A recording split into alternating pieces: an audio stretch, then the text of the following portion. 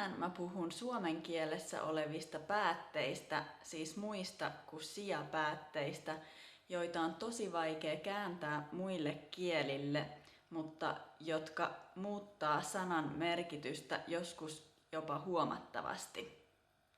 Tätäkin video multa on pyydetty, ja kun mä aloin miettiä tätä, niin mä tulin siihen tulokseen, että kaikkein paras tapa näiden oppimiseen on vaan kuunnella sitä kieltä niin, että ne alkaa tulla pikkuhiljaa automaattisesti. Mä en siis pysty kertoa teille tarkasti, missä tilanteissa teidän täytyy niitä käyttää, mutta mä yritän selittää, millä tavalla ne muuttaa sanan merkitystä, ja sit mä annan esimerkkilauseita, ja mä laitan varmasti suluissa sit selityksen kontekstista, mitä ei välttämättä tarvitse sanoa ääneen. Ensimmäisenä pääte han tai hän. Jos tämä pääte on tekijässä, se viittaa siihen, että puhutaan asiasta, joka on jo tiedossa, tai sä oletat, että kuulija tietää, mistä on kyse. Tällä tavallaan halutaan muistuttaa kuulijaa tästä asiasta. Esimerkiksi Laurahan asuu kans Tampereella. Eli ollaan ehkä puhuttu jostain kaverista, joka asuu Tampereella, ja sulle tuli mieleen tää Laura, joka myös asuu siellä. Mähän sanoin sulle, että osta maitoa. Mä sanoin sulle tämän asian, mutta sä et kuitenkaan tehnyt sitä. Jos hän on verbissä, sillä halutaan tavallaan varmistaa, että joku asia tapahtuu.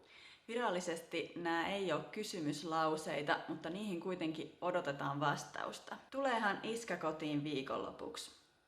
Toinen käyttötapa voi olla kohtelias pyyntö, eli sen sijaan, että kysyt, laittaisitko oven kiinni, sä voit sanoa, laitathan oven kiinni perässäs.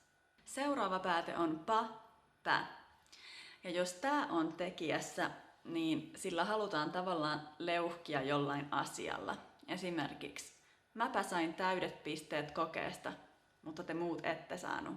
Verbin kanssa sillä voidaan kehua, tulipa hieno piirustus. Tai sillä voidaan kehottaa tekemään jotakin. Laitappa takkaan tuli. Tää on siis kohteliaampi kuin suora käsky, laita takkaan tuli, mutta vaativampi kuin kysymys, laittaisitko takkaan tulen. Viimeiset päätteet on kin ja kaan, kään. Näillä on siis sama käyttötarkoitus, mutta kin on myönteisissä lauseissa ja kaan, kään on kielteisissä lauseissa. Substantiivin kanssa nämä tarkoittaa samaa kuin myös. Mekin haluttais lähteä ulkomaille, eli myös me haluttais lähteä ulkomaille. Mekään ei olla koskaan oltu New Yorkissa. Verbien kanssa nämä tarkoittaa, että jostain huolimatta tämä asia tapahtuu. Mä en meekään ulos tänä iltana, vaikka mä olin sanonut aiemmin, että mä meen. Iskä tuleekin kotiin jo tänä iltana, vaikka sen oli tarkoitus tulla huomenna. Huomaat tässä ero, minkä sanan jälkeen sä laitat päätteen. Iskäkin tulee kotiin tänään. Eli iskä jonkun muun lisäksi tulee kotiin. Sitten meillä on tällaisia mukavia lauseita, kuten onpa kiva nähdä, sepä mukava kuulla, tai siitä onkin jo aikaa. Näitä kuulee tosi usein ja teidän täytyy vaan oppia kuulemaan, milloin niitä voi käyttää. Mä varmasti unohin muutamia käyttötarkoituksia, koska niitä on niin monia, mutta tässä nyt oli ainakin muutama. Toivottavasti selkeytti vähän asioita. Ensi kertaan. Moikka!